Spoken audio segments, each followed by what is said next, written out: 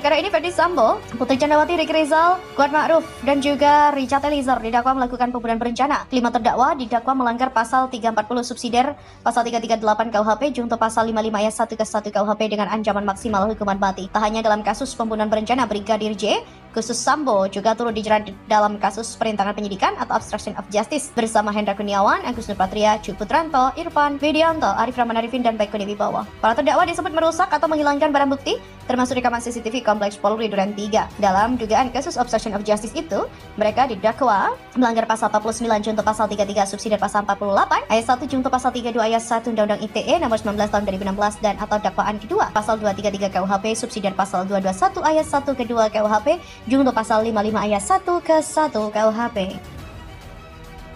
Selama berkarir di kepolisian, berapa lama saudara sudah berkarir di kepolisian? 28 tahun. Berapa tahun? 28 tahun. 28 tahun. Bisa sedikit saudara jelaskan bagaimana perjalanan karir saudara selama 28 tahun? Singkat saja, terutama di bagian-bagian penting perjalanan karir saudara. Sebenarnya saya malu untuk menjelaskan, tapi apa yang saya dapat itu memang harus berhenti di sini. Sampai pada penghargaan Bintang Bayangkara Pratama itu saya sudah dapatkan, tapi harus selesai di sini. Karena sesungguhnya saya tidak mau sebetulnya Ferdy Sambo itu dihukum mati. Dari pribadi saya di luar pengacara ya, saya lebih mau Ferdy Sambo itu sadar dan bertobat. Saya mau dia mendapatkan belas kasihan dan pertolongan dari Tuhan. Itu yang saya inginkan. Tapi karena dia terus melakukan kejahatan pembunuhan, mengajak orang-orang untuk ikut terseret padahal orang itu tidak bersalah, banyak yang dimutasi atau demosi, apa dia tidak sadar juga. Bahwa Putri ini kan melakukan suatu kebohongan yang sangat serius, yang juga melakukan tragedi hukum yang sangat luar biasa.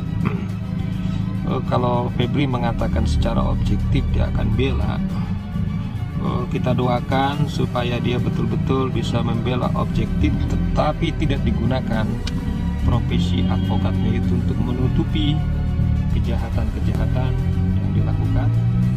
Ya jelas kami menghormati ya, saya pribadi menghormati keputusan yang diambil oleh Mas Febri dan Mas Mala ya. Namun ada banyak hal yang menjadi catatan saya dan itu yang kemudian saya sampaikan secara terbuka ya kepada Mas Febri dan Mas Mala untuk mengundurkan diri ya menjadi penasihat hukum dari Pak Sambo dan Bu Putri. Kenapa? Karena pertama saya melihat bahwa banyak sentimen negatif ya ketika berita itu mencuat.